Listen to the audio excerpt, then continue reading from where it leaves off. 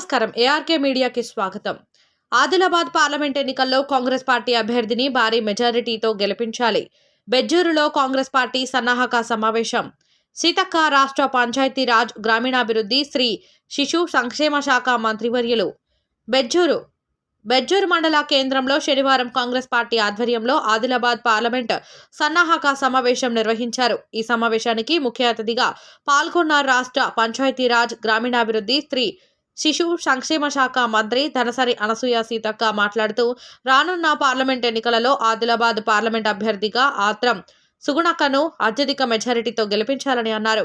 ఉమ్మడి ఆదిలాబాద్ జిల్లాలో పోడు భూముల సమస్యలు, రోడ్లు, అటవీశాఖ అధికారుల సమస్యలు తీరాలంటే రాహుల్ గాంధీని ప్రధానిని చేయాలని అన్నారు. రాష్ట్రంలో గత బీఆర్ఎస్ పార్టీకి బుద్ధి చెప్పి కాంగ్రెస్ పార్టీని గెలిపించిన అనంతరం 6 గ్యారంటీలతో ముందుకు సాగుతుందని అన్నారు. బీజేపీ ప్రభుత్వం ప్రైవేటు రంగాలకు పెద్దపీట వేస్తుందని అన్నారు. త్వరలో కాంగ్రెస్ పార్టీ ఇచ్చిన హామీలను నిలబెట్టుకుంటామని అన్నారు.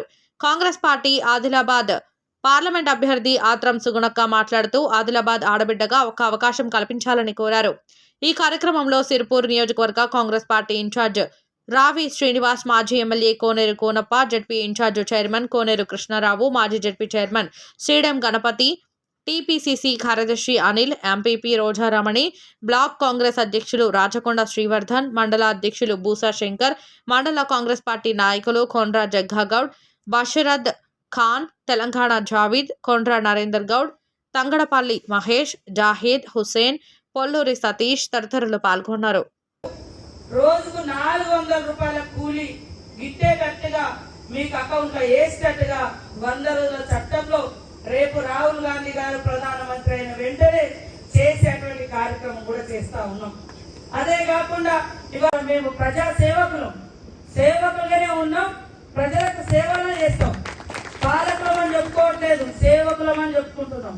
సేవలో ఎక్కడెక్కడన్నా కొన్ని లోపాలు జరగవచ్చు, కానీ తప్పకుండా సరిదిద్దుకొని మరింత సేవ చేస్తాం తప్ప మీ లెక్క ఓట్లున్నప్పుడే జనంలోకి వస్తుంది కేసీఆర్, ఓట్లున్నప్పుడే మరి ప్రజలు గుర్తుకొస్తారు. ఎప్పుడైనా వచ్చిందా? ఇన్ని రోజులకు ఇవాళ కరువు అని బయటకు వచ్చింది. కరువు గతంలో కూడా ఉంది, వర్షాలు పడక పంటలు వెళ్ళిపోయినటువంటి పరిస్థితి. ఇవాళ హరీష్ రావు అంటాడు, మీరు రుణమాఫీ చేయకుంటే రాజీనామా చేస్తారా? హరీష్ రావు, ఇవాళ నీ మామకు నువ్వొక ఏక్నాథ్ షిండే లాగా 2018లో ఇవాళ పనిచేసినామని నీకు కొన్ని నెలల దాకా నీకు మంత్రి పదవి ఇయ్యలే. ఎంతసేపు పదవి మీద తప్ప ప్రజల మీద నీకు ధ్యాస లేదు.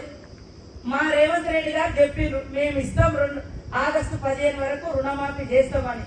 ఇలా మీరు 10 ఏళ్ళ దాకా మరి మొత్తం ఎందుకు చేయలేదు? రుణమాఫీ చేసిరా? చేసి ఉంటే ఈ 30,000 ఎందుకు ఉండేటి? మేము వచ్చిన 3 నెలలనే అయినాయి కాదు కదా ఈ యొక్క రుణాలు.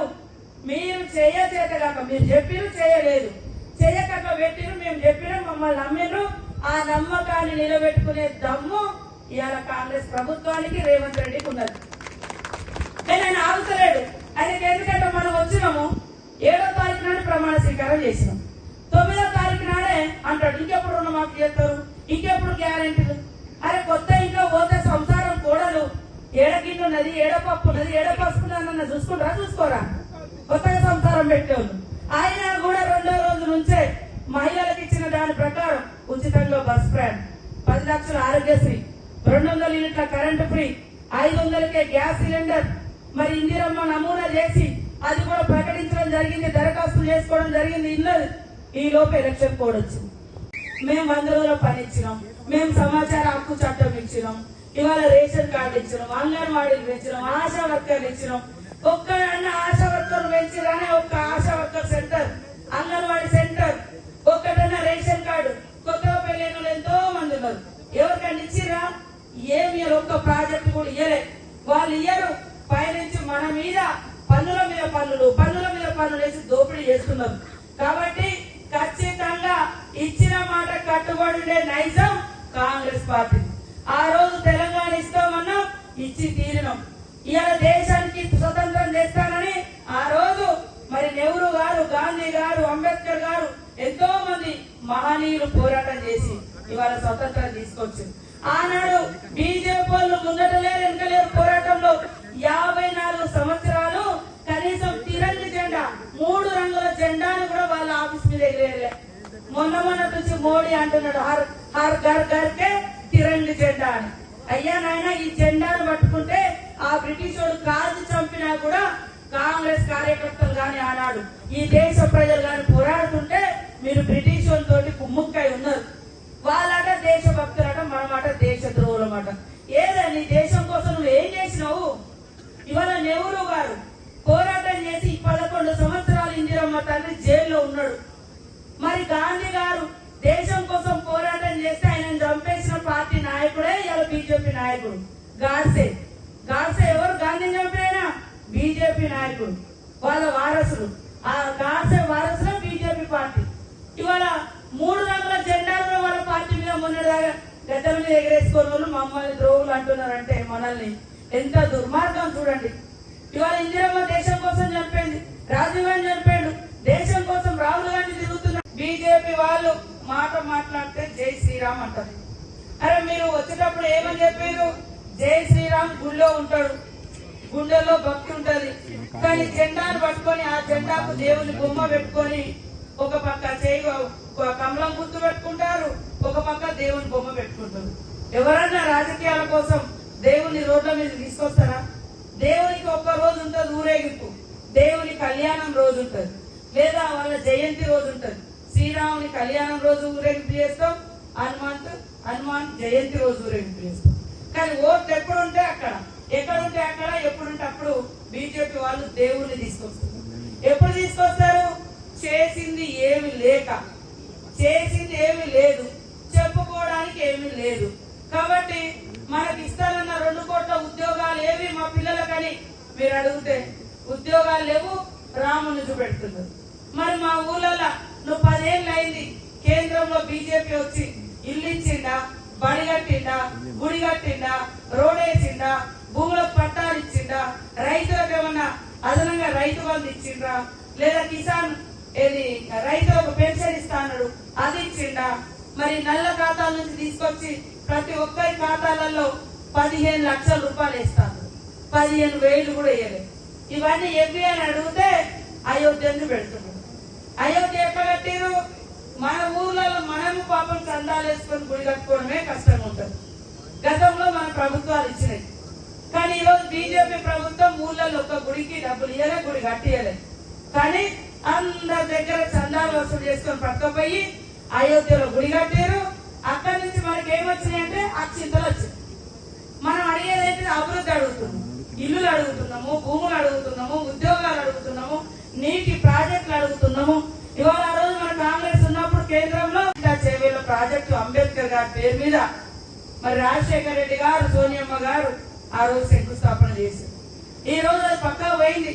మరి బీజేపీ వాళ్ళైనా ఖచ్చితంగా మీరు కట్టి, మరి అంబేద్కర్ గారు అంటే ఈ దేశానికే నాయకుడు, ఈ రాజ్యాంగం తీసుకొచ్చి పేదలకు బీదలకు తేడా లేకుండా అందరూ మనుషులే అనే ఒక సమానత్వ హక్కు ఇచ్చింది భారత రాజ్యాంగం.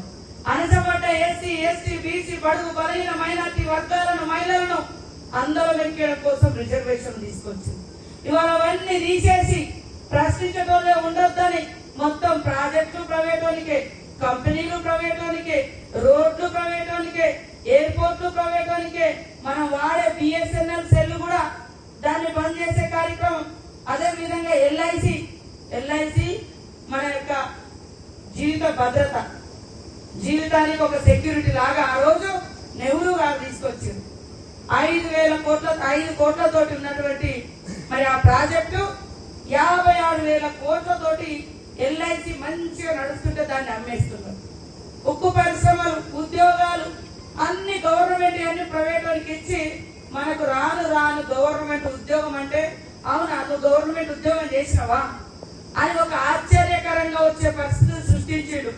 అంతెందుకు ఇవాళ మన కాగజ్ నగర్ లో, సిర్పూర్ లో, మన ఉమ్మడి హైదరాబాద్ జిల్లాలోనే అత్యధికంగా మిలిటరీలో పోతారు, సైన్యంలో పోతారు. సైన్యంలో పోతే గతంలో 14 సంవత్సరాల ఉద్యోగం ఉండేది. ఈ బీజేపీ వాళ్ళు అగ్నిపథ్ అనే పథకం తీసుకొచ్చి వాళ్ళు పాప 2 సంవత్సరాలు 3 సంవత్సరాలు ట్రైనింగ్ చేసి సైన్యంలో పోతే ఎన్నేళ్ళకి వస్తారు ఇంటికి? 4 ఏళ్లలో ఉద్యోగం కూడా తీసుకొని మళ్ళీ ఇంటికి రావాలి. వాళ్ళు మాత్రం సొంత ఇల్లు కట్టుకోవాలి. ఇప్పటి వరకు 3 తరాల ప్రధానులు అయినా కూడా. మరి మోడీ గారు ఏమన్నారు? మే ఛాయా వాలా అన్నాడు. నిజంగానే ఛాయా వాలా అంటే అందరినీ గౌరవిస్తాడు అనుకున్నాం. షేక్ హ్యాండ్ కూడా ఇయ్యాడు, ముట్టుకోడు. 3 సార్లు ముఖ్యమంత్రి అయ్యాడు, 2 సార్లు ప్రధానమంత్రి అయ్యాడు.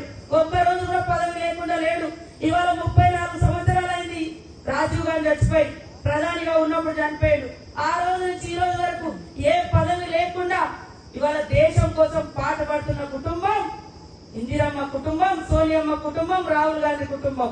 అది ఇవాళ మోడీ గారు సూటుబూటు చేస్తే చూస్తే లక్షలలో ఉంటాయి. 10 లక్షలు, 15 లక్షలు, 16 లక్షలు. ఇవాళ రాహుల్ గాంధీ ఎంత సింపుల్ ఉంటాడు. వాళ్ళ మునితాత కాడ నుంచి, నెహ్రూ కాడ నుంచి అందరు ప్రధానులే. కానీ ఈ రోజు వరకు కూడా సొంత ఇల్లు లేకుండా ఇందిరమ్మ ఇల్లు కోట్లాది మంది కట్టించారు. అది గుర్తు పెట్టుకోవాలి, ఎవరి కోసం పనిచేస్తున్నారని. కాబట్టి దయచేసి కోనప్పన్న గారు మీకు ఎమ్మెల్యేగా గతంలో పనిచేసింది, ఇప్పుడు కూడా వారికి అనుభవం ఉంది. అందుకనే కాంగ్రెస్ పార్టీ వారిని ఆహ్వానించింది. ఇచ్చిన మాట ప్రకారం రైతు బంధు కొంత పడ్డది, అక్కడ డబ్బు లేక ఆగింది తప్ప ఆపడం కాదు. తప్పకుండా పడతాయి. ఎందుకంటే 7 లక్షల కోట్ల అప్పు చేసిపోయిండు కేసీఆర్. వాటికి మొన్ననే 29,000 కోట్లు వడ్డీ కట్టాల్సి వచ్చింది. ఆ 29,000 కోట్లు కనుక ఉండుంటే ఇప్పటి వరకు సంపూర్ణంగా రైతు బంధు అయ్యేది, కొంతవరకు రైతు రుణమాఫీ కూడా అయిపోయేది. కానీ ఆర్థిక ఇబ్బందులతో తప్ప మీ మీద వ్యతిరేకం కాదు. ఇవాళ రైతు పార్టీ అంటేనే కాంగ్రెస్, రైతు రుణమాఫీ అంటేనే కేరా పట్రస్ కాంగ్రెస్, కరెంట్ అంటేనే ఫ్రీగా ఇచ్చిన చరిత్ర కాంగ్రెస్. ఇవాళ ఏదో చిన్న అంతరాయం జరుగుతుంది. కొంతమంది కుట్రలు కూడా చేస్తారులే, కొంతమంది ఉద్యోగులను, కొంతమంది అక్కడక్కడ అంటే రాను ఎవరు ఆ సైన్యంలో కూడా చేరకుండా చేసి అది కూడా ప్రైవేట్ వాళ్ళకి ఇచ్చేటువంటి కుట్ర. ప్రైవేట్ వాళ్ళు అంటే ఎవరు? ముందట మోడీ కనపడతాడు, వెనుక మరి వాళ్ళు ఉంటారు ఆదాని అంబానీ. మధ్యలో మోడీ ఉంటాడు, ఇక ఆదాని ఉంటాడు, కుడికి ఎడమకు అంబానీ ఉంటాడు. కానీ ప్రజలు మాత్రం కనపడరు. మళ్ళీ సిగ్గు లేకుండా కాంగ్రెస్ వాళ్ళు గెలుస్తారో పుస్తకాలు గుంజుకోపోతారు. కాంగ్రెస్ వాళ్ళు గెలిస్తే ఇవాళ భూములు మంచినము, గ్యాస్ ధరలు ఆనాడు తక్కువకుండే 400, 500. ఇప్పుడు మళ్ళీ ఇక్కడ కాంగ్రెస్ గెలిచినట్టుగా తగ్గింది. ఇవాళ పుడితే పన్ను, చస్తే పన్ను, పాల ప్యాకెట్ మీద పన్ను, బట్టల మీద పన్ను. ఎంత దుర్మార్గులైనా కట్టుకునే బట్టల మీద ఇవాళ తిండి లేకున్నా కూడా ఒంటికి బట్టలు కట్టుకుంటాం, బట్టల మీద కూడా జిఎస్టీ వేసిండు పన్నులు. ఆడ పేద బీద అనేది లేదు, నువ్వు గుడ్డ కొనుక్కుంటే చాలు పన్నులు. మరి పేదోడా ఉన్నోడా లేడు, పాల ప్యాకెట్ కొనుక్కుంటే చాలు పన్ను, రొట్టె మీద పన్ను, చాకుమారు మీద పన్ను, మన పెన్సిల్ గీక్కునే చాకుమారు ఉంటుంది దాని మీద కూడా పన్ను. ట్యాక్స్ టెర్రరిజం జరుగుతుంది బీజేపీ ప్రభుత్వంలో. అమ్మో ఇది మనం కొనలేమని భయపడే రోజు తీసుకొచ్చింది. మెడల మీద ఉన్నటువంటి పుస్తల్ని తెగనమ్ముకొని బతికే స్థితి నువ్వు తెచ్చినావు మోడీ, మేము కాదు. నీ హయాంలో బంగారం లేదు, బంగారం కొనే పరిస్థితి లేదు, పనికి పోదామంటే పనులు లేవు. ఇవాళ 100 రోజుల లాంటి పనులను కూడా 40 రోజులకు తగ్గించింది. ఇవాళ కొందామంటే కొనేదా లేదు, అమ్ముదామంటే అడిగినట్టుగా బీజేపీ పాలన అత్యంత దుర్మార్గంగా ఉంది. కాబట్టి ఈ రోజు రాహుల్ గాంధీ 100కు 100% ప్రధానమంత్రి అవుతాడు. ఇవాళ మీకు తెలుసు ఈ దేశంలో 81 కోట్ల మందికి రేషన్ కార్డులు ఇచ్చి ఆహార భద్రత బియ్యం ఇచ్చింది ఎవరు? కాంగ్రెస్ ప్రభుత్వం. ఇవాళ ఆరోగ్యశ్రీ తీసుకొచ్చింది కాంగ్రెస్, భూములు ఇచ్చింది కాంగ్రెస్, విద్యాలయాలు పెట్టింది కాంగ్రెస్, ఊరుగా కరెంటు పెట్టింది కాంగ్రెస్. మరి విశ్వవిద్యాలయాలు కట్టి ఇవాళ ఎస్ఆర్ఎస్పీ కావచ్చు, కడెం కావచ్చు, ఇలాంటి ప్రాజెక్టులను దేవాలయాలంటే ఏదో చెప్పుకోవడానికి కాదయ్యా. ఆ దేవాలయాల యొక్క భక్తి, ఆ దేవుని యొక్క మరి ప్రేమ, అభిమానం ఉండాలంటే ఆధునిక దేవాలయాలు మన ప్రాజెక్టులు చెప్పిండ్రు. ఇవాళ మన ప్రాజెక్టులే, ఎందుకంటే ప్రాజెక్టు మంచుకుంటే 2 పంటలు వండుతాయి, 2 పంటలు వండితే కడుపు నిండా తినగలుగుతారు, ఆకలి అనేది ఉండదు. కాబట్టి ఈ రోజు దయచేసి మన క్యాండిడేట్ మరి తన యొక్క కాదు, కాబట్టి అందరూ దయచేసి చేతి గుర్తు కోటేయాలని కోరుకుంటూ, ప్రతి నాయకుడు వాళ్ళకి ఇచ్చినటువంటి పోలేదా ఎన్నోసార్లు ఇదే ఉమ్మడి ఆదిలాబాద్ జిల్లాలో మరి మంచినీటి కోసం గోస అని అనేక పేపర్లలో వచ్చింది. ఇలా ఒక ఆదివాసీ బిడ్డగా నేను ఆ శాఖకు మంత్రిగా ఉంటే మరి నిరంతరం మా అధికారులు కానీ మేము కానీ పర్యవేక్షణ చేస్తూనే ఉన్నాం. పాత మీరు వేసిన పైపులు చక్కగా లేక ఎక్కడెక్కడ ఊసిపోతున్నాయి, వాటిని రిపేర్ చేయడానికి 1 రోజు 2 రోజులు పడుతుంది. చూడయ్యా నీళ్ళు లేవు అని నన్ను భజన చేస్తాను. నేను 100 క్లిప్పింగ్లు చూపెట్టగలుగుతా. మరి గత గత 4-5 సంవత్సరాల నుంచి అనేక చోట్ల నీళ్లు రాకుండా మంచినీళ్ళు రాకుండా ఉన్నాయి. కాబట్టి అప్పుడు కూడా బోర్ లేకుండా ఆపింది వీళ్ళే. ఇప్పుడు పర్మిషన్ ఇచ్చినాం కాబట్టి అక్కడ ఇక్కడ బోర్లు వేసుకొని మంచినీళ్ళు ఆ పాత పైపులు వేసిన పైపులని మీ కంపెనీల కోసమే మిషన్ భగీరథ పైప్ లైన్ల మీ కంపెనీలే వాడుతుంది. అది వాళ్ళ లీకేజ్లు అవుతున్నాయి. అయినా సరి చేయడానికి పోయేసరికి తెల్లవారికే ఓ 2 రోజులు పడుతున్నది. ఇట్లాంటి సమస్యలు, దానికి తోడు ఎండలు కూడా ఉన్నాయి. కానీ పదే పదే నన్ను ఒక ఏ గాలకి వాళ్ళకి పరిపాలించడం రాదు. అవునయ్యా, 100 ఏళ్ల నుంచి మేము అడవులలో ఆదివాసీ బిడ్డలుగా మరి సమాజానికి, నాగరిక సమాజానికి దూరంగా బతికి మరి సొసైటీ తెలుసుకొని ఎంతో అంతో మరి రాజ్యాంగం ఇచ్చినటువంటి, కాంగ్రెస్ పార్టీ ఇచ్చినటువంటి రాజ్యాంగం ద్వారా చదువుకొని హాస్టళ్లలో కాంగ్రెస్ ఇచ్చినటువంటి ఐటీడీఏలలో చదువుకొని ఐటీడీఏ స్కూళ్ళలో ఈ రోజు ఈ స్థాయికి వచ్చినాం. ఇంత హేళన చేస్తా ఉన్నారు టీఆర్ఎస్ నాయకులు నన్ను. అంటే మాలాంటి వాళ్ళము మరి రోజు పనికి రాము అని, ప్రజలతో ఉంటే పనికి రాము. వాళ్ళ లెక్క గడిలల్లా, వాళ్ళ లెక్క ఇక వజ్రాలు వైడూర్యాలుగా మనకు తెలియదైతే ఏం కాదు. అట్లా మేము లేము కాబట్టి వాళ్ళకి ఆంతలేము, వాళ్ళకి కనబడతలేము. మా శక్తి, మా కష్టం వాళ్ళకి కనబడతలేదు. రోజు విమర్శలే. వీళ్ళకేం చేతనైతే వీళ్ళేం పరిపాలిస్తారు, తెలియలేదు. ఈమెకు పరిపాలన రాదని. అరే అయ్యా, మేము పరిపాలకులం కాదు.